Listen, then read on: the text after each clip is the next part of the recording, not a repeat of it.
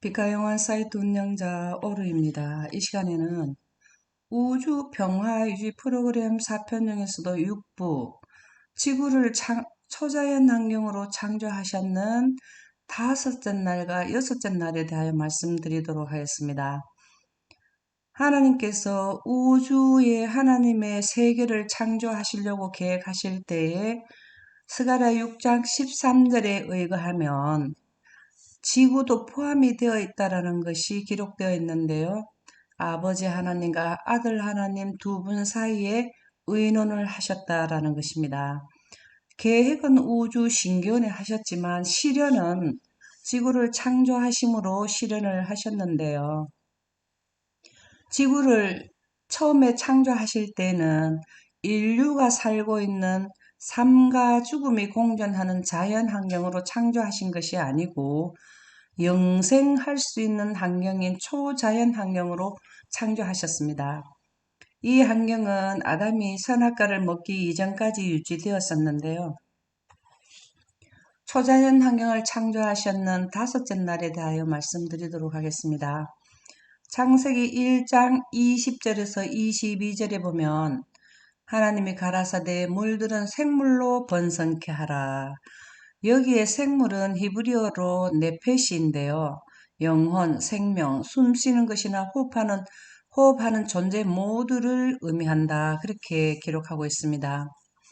땅 위에 하늘의 궁창에는 새가 나르라 하시고 하나님이 큰 물고기와 물에서 번성하여 움직이는 모든 생물을 그 종류대로 모든 네페시를 그 종류대로 바다에 있는 물고기 바로 새우, 고래, 상어, 고등어, 갈치 이러한 종류를 각 종류대로 창조하셨어요.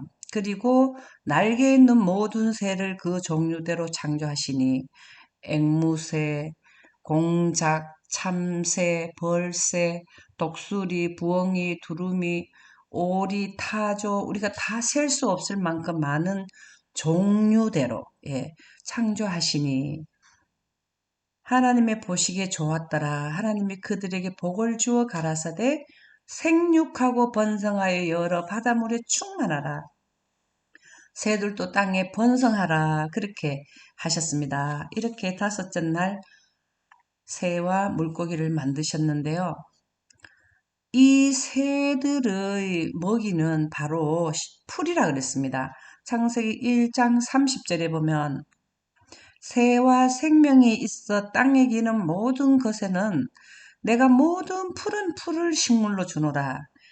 지금 현재 독수리나 이러한 새들은 약한 독수리보다 더 약한 새들과 또 물고기 이러한 날아다니는 새들은 물고기도 먹고 이렇게 하는데 그때 당시에는 물고기나 자기보다 약한 생물들을 먹지 않고 그들이 먹는 것은 푸른 풀이라 그랬습니다. 곤충들도 풀을 먹고 그런데 이것은 아담이 죄를 짓고 나서는 이 체제가 깨지게 된 것입니다. 약한 동물들은 강한 동물의 먹이가 되기 때문에 그들은 언제나 그들이 잡히지 않게 하기 위해서 긴장하고 항상 스트레스를 받게 되는데 로마서 8장 19절에는 피조물, 네펫이죠. 네펫이 피조물 모두는 생명 있는 모두는 그들이 고대하는 것은 하나님의 아들들이 나타나는 것이니 이 말씀은 아담과 하하가 죄짓기 전에는 빛으로 옷을 입었을 때에 하나님의 아들들이었는데 지금은 사람이 되었죠. 다시 빨리 하나님의 아들 아담이 죄짓기 전의 환경을 빨리 가라는 것입니다. 그래 해야 이 모든 피조물들이 스트레스를 받지 않고 먹히고 먹는 그러한 관계가 아니고 함께 화합을 해서 잘 살 수 있는 푸른 풀을 식물로 삼는 지역으로 빨리 돌이키는 것은 누구에게 달려있나? 인류에게 달려있다라는 것입니다. 그래서 이 피조물들이 계속 고대하고 있다라는 내용이 기록되어 있습니다. 다섯째 날 물에 있는 생물과 그 다음에 날아다니는 모든 생물들을 창조하시고 나니까 하루가 지냈습니다. 그래서 하루가 지낸다는 것은 지구가 자전을 한 번 더 한다라는 것인데, 지구가 창조 이래 5번 자전을 하고 두 번째 공전을 하는 날이 되는 것이죠. 창세기 1장 23절에 보면 저녁이 되며 아침이 되니 이는 5째 날이라, 5째 날에 하나님께서 창조를 마치셨습니다. 이제 6째 날에 대하여 살펴보도록 하겠습니다. 창세기 1장 24절에서 25절에 보면 하나님이 가라사대 땅은 생물을 그 종류대로 내되 육축과 기는 것과 땅의 짐승을 종류대로 내라 하시니 그대로 되니라.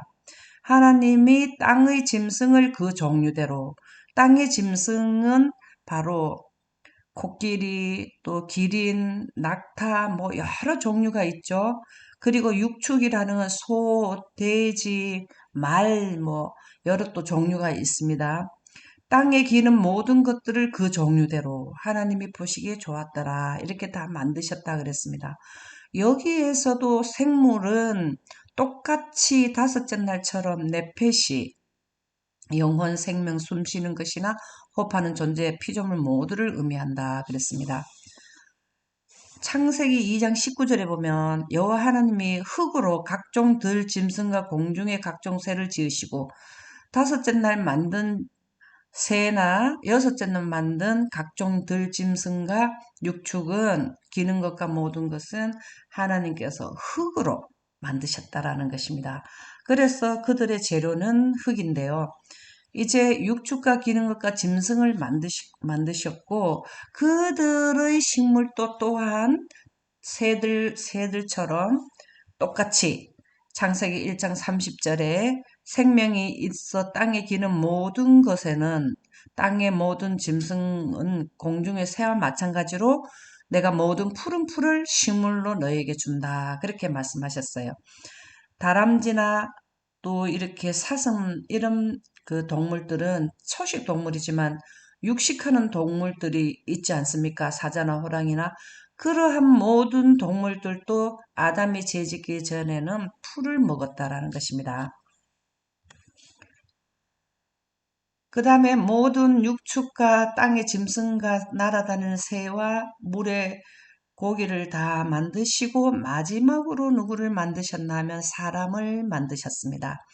아담을 만드셨는데 창세기 1장 26절에 보면 하나님이 가라사대 우리의 형상을 따라 우리의 모양대로 우리가 사람을 만들고, 우리가 아담을 만드는 과정을 살펴보겠는데요. 우리가 사람을 만들고라는 히브리어로는 야차르라는 단어입니다. 하나님의 계획에 따른 고안과 모습에 일치하도록 형체를 빚음. 아직까지 사람을 만들고라는 것은 생기를 불어넣은 상태가 아니고 형체만 만들어 뒀다라는 것입니다. 그것을 조금 더 자세히 설명했는 예언의 신 7호 봉사 415쪽에 보면 사람이 창조에 있어서 개성을 가지신 하나님의 역사가 나타난다. 하나님은 개성을 가지셨는데 하나님이 역사, 사람을 만드시는 그 과정을 보는데요. 그것은 하나님께서 당신의 형상대로 사람을 창조하실 때 인간의 형체는 그 모든 구조에 있어 완전하였으나 거기에 생명은 없었다. 우리가 사람을 만들고까지를 설명한 내용입니다. 그때의 개성을 가지시고 스스로 존재하시는 하나님께서, 스스로 존재하신다는 것은 영생에 가는 빛을 생성하시는 분이라는 것인데요. 하나님께서 그 형체 속에 사람을 고안과 모습의 계획에 따른 고안과 모습에 일치하도록 형체를 만들어 놓으시고 그 형체 속에 생기를 불어 넣으셨다. 그러자 사람은 생명을 가진 지성적 존재가 되었다. 동시에 인체의 모든 기관이 움직이게 되었고 심장이 뛰고 동맥과 정맥에 피가 흐르고 혀가 말을 하게 되고 손과 발이 움직이게 되고 감각, 이것은 자율신경계, 신경계가 다 연결이 되고 정신작용, 생각할 수 있고 그 모든 것들이 활동을 이제 하기 시작했다 그랬습니다. 그리고 모든 것이 법칙의 지배를 받게 되었다. 모든 우주의 만물은 하나님의 빛과 영광에 의해 창조되고 그 빛과 영광에 의해서 유지, 보존되고 운영된다라는 것이죠. 그것이 하나님의 법칙이 바로 빛과 영광이 되겠습니다. 그렇게 코에 생기를 불어넣으시니 그 코에 불어넣으시니까 사람이 생령이 된지라 그랬습니다. 생령이라는 것은 조금 전에도 말씀드렸듯이 사람이 생명이 없는 형체에 하나님의 생기가 불어넣어졌을 때 사람은 살아있는 영, 즉 살아 움직이는 존재가 되었다라는 것입니다. 여기에서 된지라 생령은 네페시이고 된지라는 하얀데요. 그래서 합치면 생령이 움직이는 활동하는 자가 되었다는 것은 네페시 하얀데요. 일어나다, 뭐뭐가 되다라는 의미가 있습니다. 이렇게 하나님께서 생령이 된 것은 코에 생기를 불어넣으셨다라는 것인데 이것을 좀 더 이해를 돕는다면 누가복음 21장 27절에 보면 그때라는 것은 예수님께서 이 땅에 하나님의 백성을 데리러 오시는 재림 때에 사람들이 인자가 구름을 타고 능력과 큰 영광으로 오는 것을 보리라. 큰 영광이라는 것은 지구 전체를 덮는 영광인 아주 큰 영광으로 오시는데요. 죽은 자를 부활시켜서 사람을 지으시고 하는 아직까지 생기를 불어넣지 않는 상태까지 하나님께서 부활을 시켜 놓으시고 큰 영광으로 오셔서 고린도 후서 3장 18절에 보면 그렇게 사람을 지으시고 만드시고 한 것처럼 고린도 되어 있는 상태에서 고린도 후서 3장 18절에 보면 생기를 코에 불어넣는 현상을 이렇게 기록해 두셨습니다. 주의 영광을 보매 저와 같은 형상으로 하여 영광으로 영광에 이르니 곧 주의 영으로 말미암음이라. 사람을 흙으로 지으셔서 아직까지는 심장이 뛰지 않는 생기를 불어넣지 않았는 상태와 같은 데에 영광 가운데서 코에 생기를 불어넣듯이 영광은 구름에 하나님의 빛인데 그 빛이 바로 주의 영입니다. 그들이 활동하는 생령으로 바뀌었다라는 것이 고린도후서 3장 18절에 의미합니다.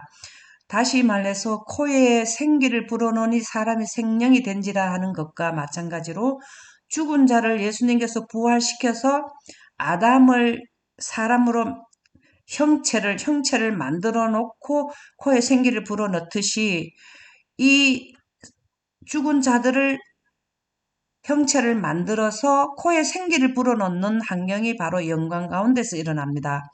다시 말하면 아담이 생령이 된 것도 형체에다가 영광으로 구름에 빛을 넣은 하나님의 영광으로 그를 둘러 씌웠을 때에 영광이 그를 둘렀을 때에 그 영광 가운데 있는 하나님의 빛이 아담의 코를 통해서 몸속으로 들어갔다라는 내용이 되겠습니다. 그랬을 때에 하나님과 같은 생명이라는 것은 하나님과 같은 모습으로 바뀌었다라는 것인데요. 그래서 생명은 사실은 빛으로 옷을 입었다는 것을 의미합니다. 부조화 선지자 45쪽에 보면 아담은 맨 처음에 창조를 받았을 때에 인조 이복을 입지 않았습니다. 그들은 천사들처럼 빛과 영광의 옷을 입고 있었는데요. 이것이 바로 생명이 되는 것입니다. 이 빛은 그들이 하나님께 순종하는 동안에는 이 빛의 두루마리가 계속 그들을 둘렀다라는 것은 선악과를 먹지 않으면 빛으로 옷을 계속 입어서 영원에 간다라는 것입니다. 시편 104편 2절에 하나님의 형상으로 바뀌었다라는 것은 주께서 옷을 입은 같이 빛을 입으셨는데 이와 같은 모습으로 되었다라는 것입니다. 원고 102쪽에도 더 설명을 해 두셨는데요. 주께서는 땅의 티끌 가운데서 사람을 지어내셨다. 흙으로 형체를 만들어 놓으시고 아담은 그분은 아담을 당신의 생명과 당신의 품성에 참여하는 자로 만드셨다. 당신의 품성이라는 것은 영광으로 옷을 입혔다라는 것인데요. 하나님의 품성은 영광이 되겠습니다. 전능하신 분의 숨결이 아담 속에 불어넣어져서 영광이 그를 덮었을 때에 구름 가운데 있는 하나님의 숨결인 하나님의 생기가 아담 속에 불어넣어져서 들어가게 되어서 그가 생명이 되었다라는 것입니다. 그래서 빛으로 옷을 입게 되었는데 아담은 그의 창조주의 형상을 지니고 빛으로 옷을 입게 되었고 지니고 있었기 때문에 외모도 완전하여서 튼튼하고 순결하고 아름다웠다라는 내용이 되겠습니다. 그래서 생명이라는 것은 하나님의 형상인 빛으로 옷을 입었다라는 것을 의미합니다. 근데 창조 당시에도 생물에게 모두 생명으로 창조를 하셨다라는 내용이 기록되어 있는데요. 모든 생물, 네페시 하야라는 용어는 생명을 가지고 호흡하는 모든 살아있는 피조물 전체를 의미한다 그랬습니다. 그래서 물에 있는 고기나 날아다니는 새나 땅에 다니는 모든 짐승도 네페시 하야라는 것입니다. 그러나 전도서 3장 21절에 보면 인생들의 혼은 위로 올라가고 짐승의 혼은 아래로 내려간다라고 차이점은 있지만 아담이 죄짓기 전에는 하나님의 빛이 지구 전체를 두르고 있을 때는 체제 자체가 빛으로 옷을 입어야 그 빛을 견뎌낼 수 있고 지금은 태양빛이 비치는 지역에는 하나님의 빛으로 옷을 입고 있으면 하나님의 빛으로 옷을 입고 있는 자가 있다면 빛으로 옷을 전부 다 안 입은 자들이 견딜 수가 없습니다. 그래서 체제 자체는 하나님의 빛이 물러가고 태양빛이 비치면 모두 다 빛으로 옷을 입은 것이 벗어져야 되고 지금 현재 인류처럼 인조 옷을 입어야 되고 새들도 이런 자기들의 털이나 이런 깃털로만 이루어져야 하는데 하나님이 빛이 비치는 지역에는 새나 물고기나 모두는 사람처럼 아담과 하와처럼 빛으로 옷을 입어야만 그 시스템에 적합한 그 체제가 되는 것입니다. 그래서 창조 당시의 모든 생물에게도 네페시 하야가 적용이 된 것입니다. 빛으로 옷을 입어야만 되는 체제로 구축되었다라는 것입니다. 그러나 아담과 하와가 죄를 지었을 때 사람들과 마찬가지로 빛의 옷을 입은 덮개가 벗어지게 된 것이죠.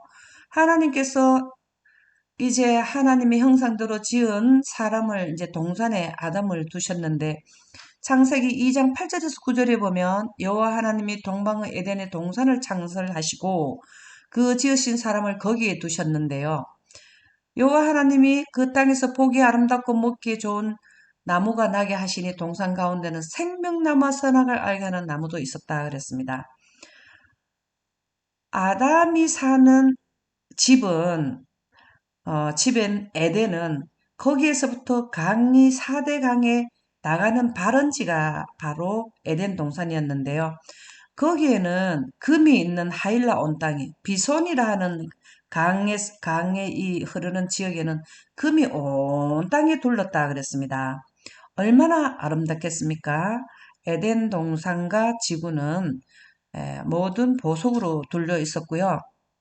보자 선지자 90쪽에 보면 나무들은 크기와 아름다움과 완전한 균형의 면에 있어서 지금의 어떤 나무보다도 훨씬 우월하였으며 그 제목은 나무 결이 치밀했으므로 거의 돌처럼 단단하였고 내구성이 돌 못지 않았다 그랬습니다.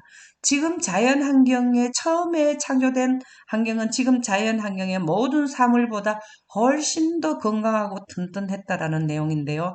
거기에는 지금 우리가 보는 바위와 돌들은 지구 지표면 아래, 지구의 피부인 흙 아래에 있었고, 그 다음에 피부인 흙 위에, 그 다음에 지구에 오신 풀과 꽃과 나무가 있고, 그 위에는 금과 은과 보석들이 아주 풍성하게 있었다라는 것입니다. 이것이 초창기 지구이고 에덴이 되겠습니다. 그래서 그 아름다운 에덴은 사실은 지구 중에서도 또 에덴 동산은 아담이 살 수 있는 동산은 특별히 그들이 집으로 마련해 주신 것은 꽃같이 하려 했는데 그 에덴 동산은 지구 중에서도 향기롭고 맛있는 열매가 많이 달리는 나무들이 많았고 포도도 있었으며 그 에덴 동산에는 여러 가지 색깔의 향기로운 꽃들이 아주 많았다 그랬습니다. 그리고 에덴 동산에는 특별한 나무가 있는데 생명나무가 있는데 그 열매는 금과 은의 사과같이 보였으며 생명을 영속시키는 능력을 가지고 있었다. 다른 열매보다가 생명나무의 열매는 금과 은의 사과같이 보였는데 계속해서 생명이 영속되는 능력. 그래서 아담이 죄를 지었을 때 이 생명나무의 과일을 먹게 되면 죄를 지은 몸으로서 불사의 몸이 될 것을 아시고 하나님께서 에덴 동산에서 내보내시게 된 것입니다. 그래서 에덴은 지상에서 꽃같이 화려하였다. 아담의 거처는 이렇게 아름답게 특별히 단장을 하셨습니다. 아담을 거기에 두신 것은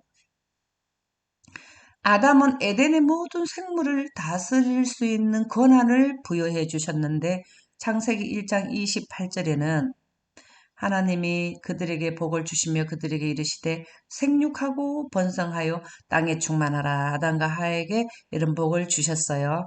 그리고 바다의 고기와 공중의 새와 땅에 움직이는 모든 생물을 다스리는 통치권을 주셨습니다.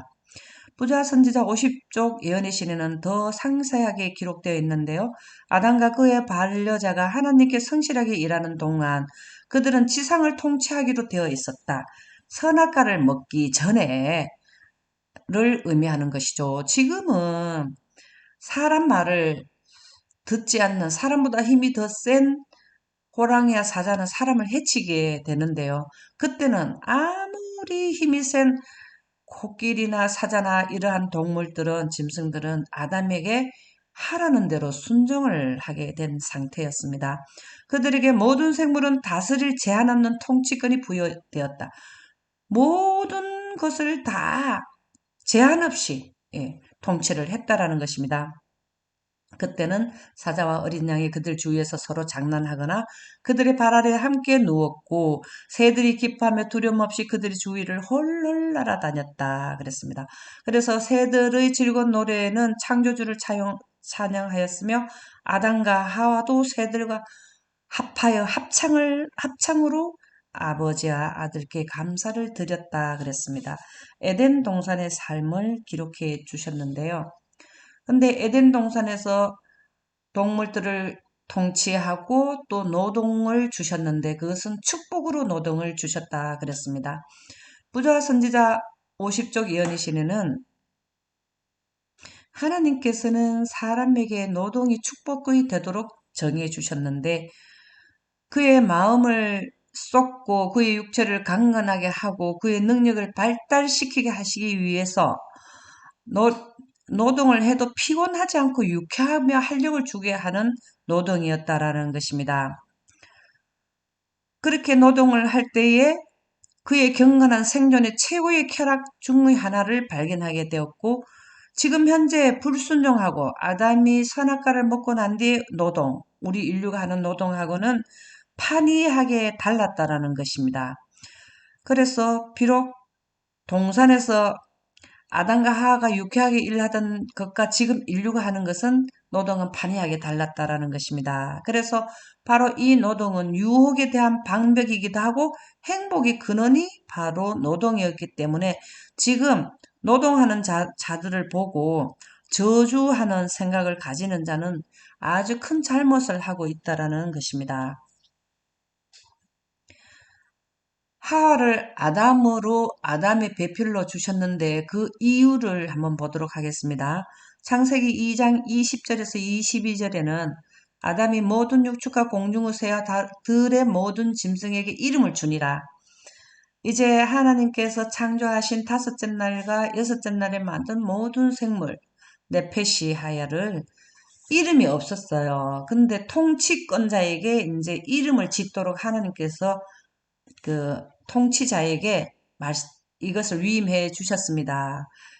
더 상세하게 예언의 신부조와 선지자 46쪽에 보면 아담이 창조된 후에 모든 동물은 각각 그들의 이름을 받으려고 그의 앞으로 인도되었다. 참 재미있는 이야기죠. 우리가 아이를 낳으면은 부모들이 이름을 지어주듯이 하나님께서 창조해 주신 모든 이러한 생명체에게 그 이름을 줄 때에 이 동물들이 둘씩 둘씩 이렇게 짝을 지어서 인도되었다고 하네요. 그래서 그는 각 동물마다 짝이 주어진 것을 보았으나 그에게는 돕는 배필이 없었다 그랬습니다. 그래서 하나님께서는 아담에게 배필을 주시기로 이제 생각을 하셨는데요. 아담은 코가 기면 너는 코끼리 해라. 그 다음에 목이 기면 너는 기린을 해라. 깡총깡총 뛰니까 너는 토끼를 해라. 이렇게 토끼라고 해라. 이렇게 이름을 다 해주시고 큰 고래가 이제 있는 걸 보면 너는 크니까 너는 고래로 해라. 너는 엉엉 하니까 호랑이를 해라. 이렇게 이름을 다 지어주셨습니다. 창세기 2장 18쪽에 보면 아담이 혼자였는데 독처하는 것이 좋지 못하니 내가 그를 위하여 돕는 배필을 지으리라 하시고 이제 그 계획을 실천에 옮기셨습니다. 창세기 2장 20절에서 22절에 보면 아담이 이름을 지어줄 때 전부 다 암수, 짝을 지어서 오는 것을 보고 아담을 깊이 잠들게 하시고 잠들 때 그가 갈빗대 하나를 취하고 살로 대신 채우시고 여호와 하나님이 아담에게서 취하신 그 갈빗대로 여자를 만드셨어요. 그래서 그를 예쁜 여자를 아담이 이제 깨어났을 때 데려다 주었습니다. 그래서 독처하지 않도록 어, 주셨는데 창조 당시에 아담만 빛으로 옷을 입은 게 아니라 하와를 창조하시고도 빛으로 옷을 주셨어요. 그것이 예언의 신부조와 선지자 45쪽에 보면 이 무고한 부부는 그랬죠. 아담뿐만 아니라 하와도 아무런 인조 이복을 입지 않았으며 우리는 지금 태양 아래 있는 자들은 다 사람이 직조한 인조 이복을 입고 있는데 그들은 천사들처럼 빛과 영광으로 옷을 입게 되었습니다. 하나님의 형상으로 옷을 입게 되었는데 그들이 하나님께 순종하는 생활을 하는 동안이라는 것은 선악과를 먹기 전까지는 이 빛의 두루마리가 그들을 계속 두르고 있었다 그랬습니다. 하나님께서 아담의 갈비뼈로 하와를 창조하신 이유는 부조와 선지자 46쪽에 기록되어 있는데요. 하와는 아담의 옆구리에서 취한 갈빗대로 지음을 받았다. 그것은 여자가 머리가 되어 남자를 지배하거나 머리의 어떤 부분으로 했으면은 하와는 아담의 머리에 가서 지배를 하려 했을 것이고 열등한 존재로 지배하거나 열등한 존재로 마구 짓밟힘을 당해서는 안 될 것이라는 그러니까는 밑에 그 발의 뼈를 가지고 했으면 맨날 짓밟힐 것이니까 동등하게 하시기 위해서 갈비뼈로 이렇게 만드셨다는 것입니다. 그래서 동등한 이유를 주셨고 그의 곁에 서서 그의 사랑과 보호를 받으라는 것입니다. 왜냐하면 아담의 일부 중에서 갈비뼈 하나이기 때문에 사실은 여자는 남자의 보호를 받아야 되고 사랑을 받는 입장에 서도록 창조하셨습니다. 그의 뼈 중에 뼈요 살 중에 살이며 남자의 한 부분인 그 여자는 그의 제2의 자아로서 아담의 또 다른 아담으로서 이러한 관계의 필수적인 밀접한 연합과 애정적 결합을 보여주시도록 하와를 창조하시게 된 것입니다. 그래서 이제 하나님께서 아담의 반려자를 창조하시고는 이제 그들을 결혼을 시켜주셨어요. 그것이 창세기 2장 24절에 이러므로 남자가 부인을 떠나 그 아내와 연합하여 둘이 한 몸을 이룰지로다. 하와는 아담의 몸의 일부지요. 그래서 사실은 한 몸이죠. 부조와 선지자 46쪽에 보면 하나님께서 최초의 결혼을 주례하셨다. 예. 두 남녀의 결혼식을 주례하신 분이 하나님이셨는데 이 제도의 창시자는 하나님께서는 우주의 창조주이시며 혼인은 귀하다라는 것을 알려주시는 것은 하나님께 직접 주례하시는 것은 혼인은 매우 귀중하다라는 것입니다. 이것은 하나님께서 사람에게 주신 최초의 선물들 중에 하나이며 타락 후에도 아담이 낙원문 저편에서 가져온 두 제도 중에 하나이다. 하나는 결혼제도. 인류에게 지금 하나님께서 계속해서 이 제도를 주시기를 원하신 것은 결혼제도와 안식일 제도, 창조를 다 마치시고 안식일을 지키게 하는 것이 하나님의 계획, 의중이었습니다. 이러한 관계에 있어서 하나님의 원칙을 인정하고 순종할 때 결혼은 축복이 된다 그랬습니다. 그것은 인류의 순결과 왜 결혼을 하냐면 인류의 순결과 행복을 수호하며 결혼 제도는 사람의 사회적 필요를 채워주며 서로 도와주며 육체적, 지적, 도덕적 본성을 향상시키는 것이기 때문에 하나님께서는 결혼을 주례해 주셨습니다. 그래서 하와는 아담의 돕는 배필이 되었는데요. 부조와 선지자 46쪽 연애신에는 그렇게 설명하셨습니다. 하나님께서 친히 아담에게 한 반려자를 주셨는데 하나님께서 그의 동무가 되기에 적당하고 사랑과 동정으로 그와 하나가 될 수 있도록 돕는 배필을 그에게 적합한 조력자를 그를 위하여 준비해 두셨어요. 그것이 바로 하와가 되겠습니다. 이렇게 해서 아담과 하와는 서로 동등하고 서로 간에 협력 체제로서 행복한 삶을 살도록 하와를 배필로 해 주셨는데 결혼식은 주례는 하나님께서 하시고 신랑은 아담이고 신부는 하와인데 그럼 하객은 누구냐? 살아남는 이들 22쪽, 23쪽에는 그때 당시에는 더 이상의 인류가 없었기 때문에 그때 존재했는 것은 새와 땅에 있는 모든 동물들이었습니다. 그 거룩한 부분은 에덴에서 매우 행복하게 지냈는데요. 그들은 모든 생물들을 원하는 대로 다스릴 수 있었습니다. 그리고 오라 하면 오고, 그 다음에 같이 놀고, 또 서로 안고, 서로 대화하고, 그들의 의중도 이해하고, 이렇게 그들의 그 체질도 다 속성도 그들은 알고 있었다라는 것이죠. 그래서 사자와 어린 양이 평화롭게 함께 놀며 저희 곁에서 아무 해도 끼치지 않고 맴돌고 또 저희 발 앞에서 잠자고 있었다. 지금 현재 상태로서는 이해가 안 가지만 죄 짓기 전에는 이러한 현상이었다는 것입니다. 그들 주위에 있는 작은 가수들이 새들이죠. 깨꼬리, 그 다음에 앵무새, 까치, 또 참새, 모든 가수들이 찬란하고 우아하게 날개를 저으면서 부르는 유쾌한 노래를 들으며 행복에 젖었다 그랬습니다.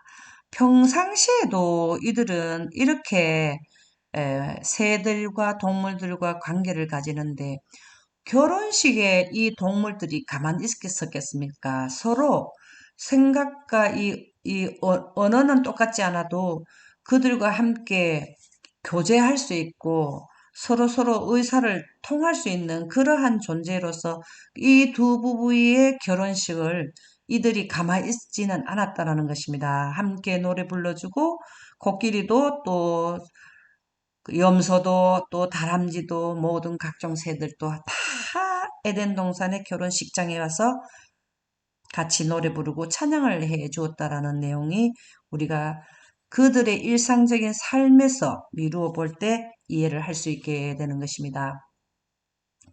처음에 첫 하와를 통해서 현대화들이 받을 교훈이 예언의 부조와 선지자 59쪽에 있습니다.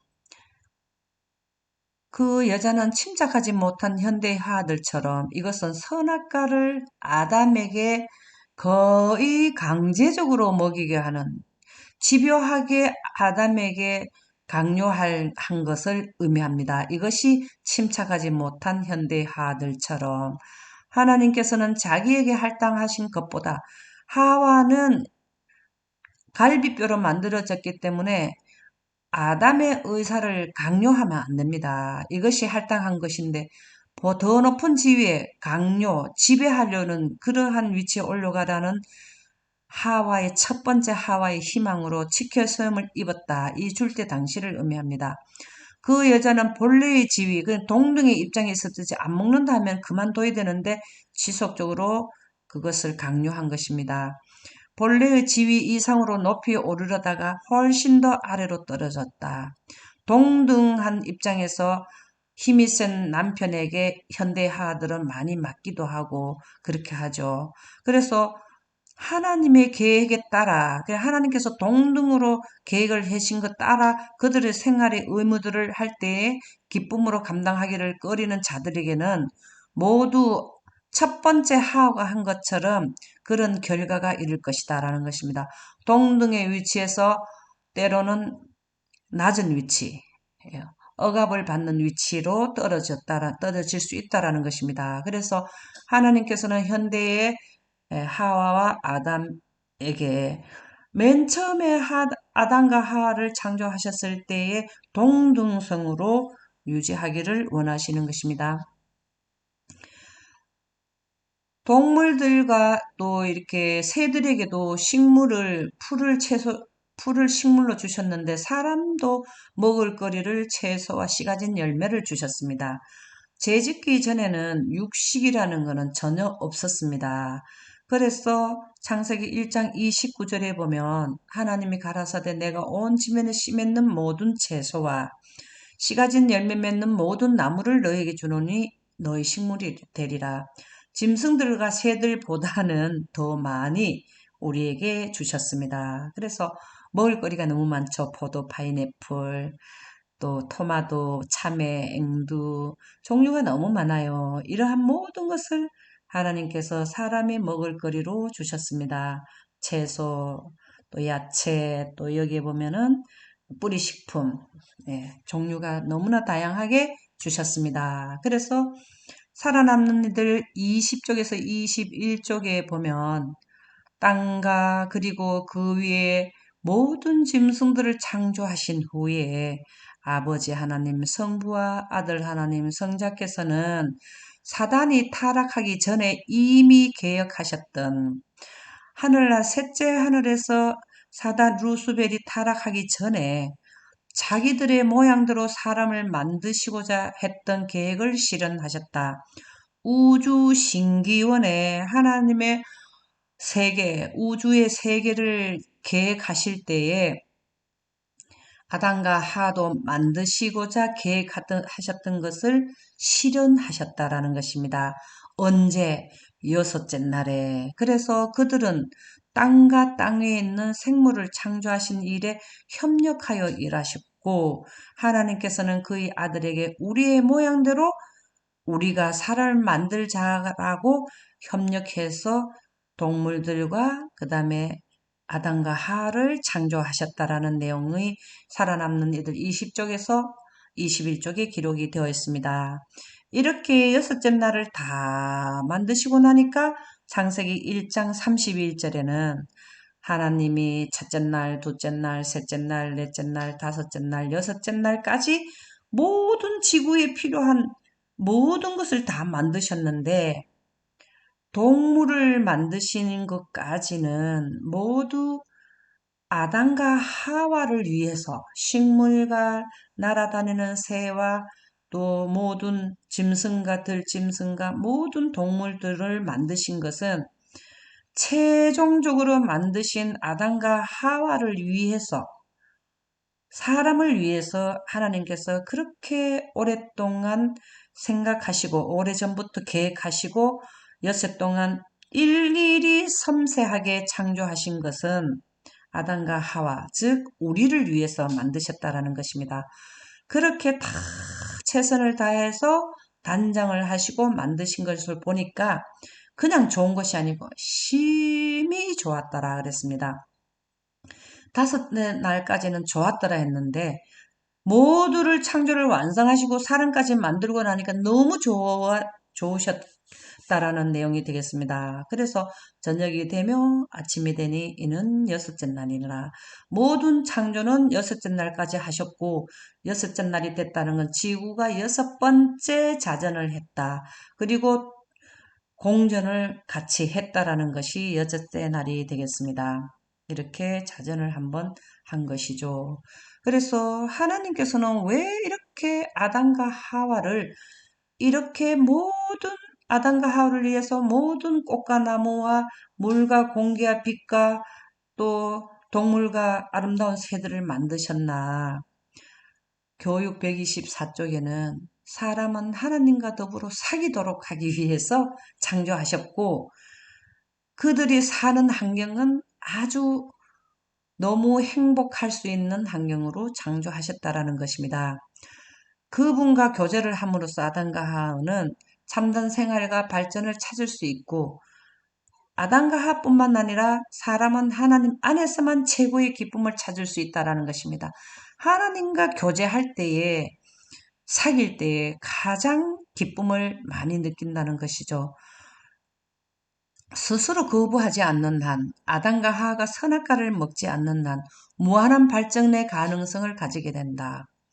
영원토록 계속해서 살 수 있고 거기에서 무한한 발전, 영생에 가면서도 학문을 계속 하늘의 지식을 쌓을 수 있다라는 것인데 지금 현재는 아담과 하와가 선악과를 먹고 난 뒤에 우리 인류도 하나님과 사귀게 되면 계속해서 무한한 발전의 가능성을 가지게 되며 결국 어디로 들어가나 하면 아담과 하와가 죄짓기 전에 초자연 환경, 지구가 초자연 환경이었는데 자연 환경으로 왔는데 하나님께서는 계시록에 보면은 새하늘과 새 땅을 만드신다는 것은 창세 당시에 창조한 초자연 환경으로 다시 회복하시겠다라는 의미가 되겠습니다. 그래서 아담과 하와가 선악과를 먹음으로써 빛이 물러갔는데 우리는 그 빛을 원함으로써 새하늘과 새 땅에 다시 들어가서 영원히 살 수 있게 되는 것입니다. 교회 증언 2권 65쪽에는 우리를 창조하신 목적은 그분의 소유인 우리의 몸과 영으로 하나님께 영광을 돌리기 위함이다. 그렇게 표현하고 있는데요.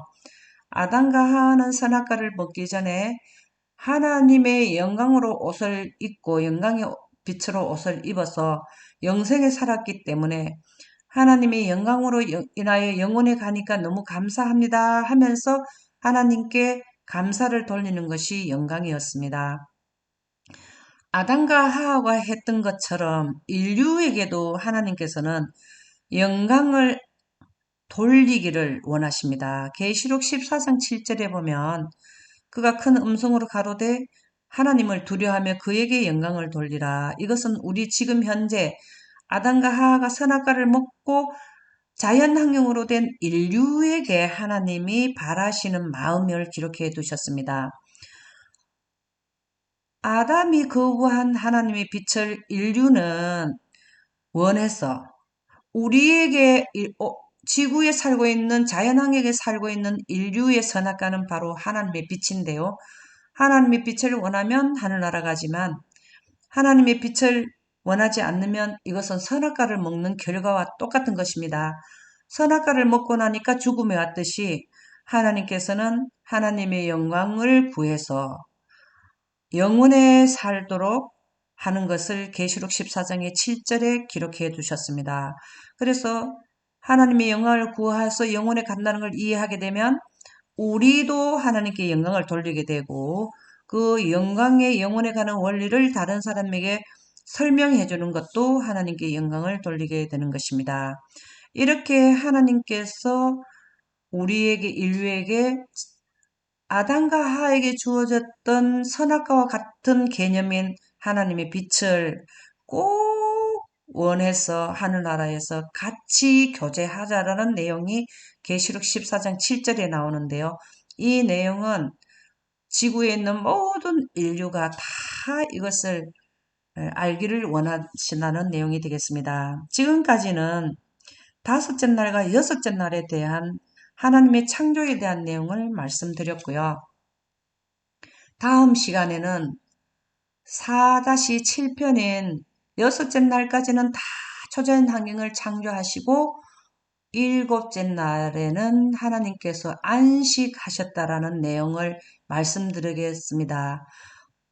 이것으로서 말씀을 마치겠습니다. 감사합니다.